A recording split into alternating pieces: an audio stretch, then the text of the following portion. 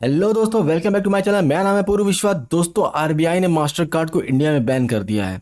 दोस्तों, इस वीडियो में हम जानेंगे कि आखिर आरबीआई ने मास्टर कार्ड को इंडिया में बैन क्यों किया है और जो है बैंकिंग सेक्टर पे इसका क्या प्रभाव पड़ेगा। और हम जानेंगे कि कौन कौन से स्टॉक है जो स्पेसिफिकली जिन पे असर होने वाला है। तो दोस्तों, इस वीडियो में आप आखिर तक बने रहिएगा। अगर आप चैनल पर पहली बार आए हैं तो प्लीज़ इस चैनल को जरूर सब्सक्राइब करिएगा और बेल आइकन दबाना मत भूलिएगा। दोस्तों, इसे जानने से पहले हमें ये जानना बहुत ज़रूरी है कि आखिर मास्टर कार्ड इश्यू कौन करता है और नेटवर्क क्या होते हैं। दोस्तों, यहाँ पे आप जो देखते हैं इश्यूअर कौन होते हैं? जो बैंक्स होते हैं, जैसे आईडीएफसी हो गया, आईसीआईसीआई हो गया, एसबीआई हो गया, ये वो जो होते हैं ये इश्यूअर्स बोलते हैं इनको। और नेटवर्क क्या होते हैं? इससे आप मास्टर कार्ड, वीज़ा, रुपए, ये सब जितने आते हैं ये सब आते हैं नेटवर्क के अंदर।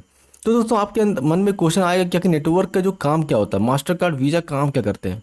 तो दोस्तों, इनका काम होता है कि फैसिलिटेट करते हैं transition between the merchant and the credit card issuer. दोस्तों, जब भी आप कोई ट्रांजेक्शन करते हैं, चाहे डेबिट कार्ड से कर रहे हो या फिर क्रेडिट कार्ड से कर रहे हो, तो जो एक सक्सेसफुल ट्रांजेक्शन होता है between the merchant and the bank, उसे जो है फैसिलिटेट करता है एक नेटवर्क, जिसे हम बोलते हैं मास्टर कार्ड या वीज़ा या फिर रुपए।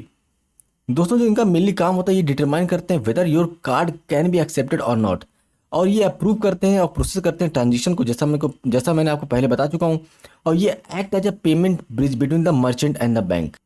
तो दोस्तों, अब आते हैं अपने मेन क्वेश्चन पे कि मास्टर कार्ड को इंडिया में बैन क्यों किया गया है। दोस्तों, आपको अगर नहीं पता तो मैं आपको बता दूं कि डेटा स्टोरेज रूल आया था 2018 में।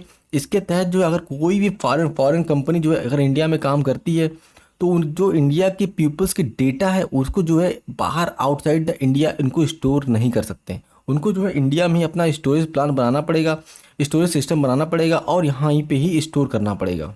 और दोस्तों, आप जानते हैं कि डिजिटल इंडिया बूस्ट के बाद जो है इंडिया में बहुत ज़्यादा ट्रांजिशन जो है ऑनलाइन होने लगे हैं, जिसकी वजह से मिलियंस और बिलियंस में डेटा हमारे पास मौजूद है। तो वो डेटा जो है कहीं ना कहीं आप अगर मास्टर कार्ड की बात करें या वीज़ा की बात करें या फिर अमेरिकन एक्सप्रेस की बात करें, तो ये जो डेटा है आपका सिंगापुर या फिर अमेरिका या फिर कई ऐसे सर्वर्स में जाकर सर्वर में जो है सेव करते हैं। लेकिन इस आईटी रूल के थ्रू दोस्तों, डेटा स्टोरेज रूल फ्रॉम 2018 इनको कंपेल होना पड़ेगा। तो दोस्तों, मास्टर कार्ड ने इस रूल का जो है उल्लंघन किया था। उन्होंने जो है अपना डेटा जो है इंडिया में ना स्टोर करके आउटसाइड इंडिया जो है डेटा को स्टोर कर रहे थे। तो दोस्तों, इसकी वजह से जो है न्यू मास्टर कार्ड इश्यू करना अब बैंकों को प्रोहिबिट कर दिया गया है, उनको मना कर दिया गया है। इफेक्टिव लागू हो जाएगा 22 जुलाई के बाद से। अब दोस्तों, आप पूछेंगे कि जो एग्जिस्टिंग कस्टमर्स हैं मास्टर कार्ड पे उनको वो भी बैन हो जाएंगे। तो दोस्तों, ऐसा बिल्कुल नहीं है। जो एग्जिस्टिंग कस्टमर्स हैं उनको जो है आरबीआई ने कहा है कि उनको no impact on existing customers, मतलब उनको कोई इम्पैक्ट नहीं होगा। वो जैसा अभी आप चल रहा है वैसे चलता ही रहेगा। अब दोस्तों, आप ये पूछ सकते हैं कि क्या मास्टर कार्ड पहला ऐसा कार्ड था जो इंडिया में बैन हुआ, इसके पहले कोई और कार्ड बैन नहीं हुआ?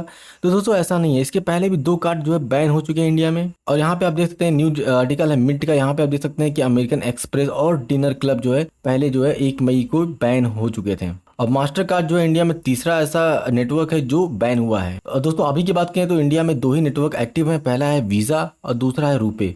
बाकी अगर मैं बात करूं, अमेरिकन एक्सप्रेस ये भी नहीं है एक्टिव है और मास्टर कार्ड को भी बैन कर दिया गया है। अब दोस्तों, हम बात कर लेते हैं कि ऐसे कौन कौन से स्टॉक्स हैं जिन पे इसका असर पड़ सकता है।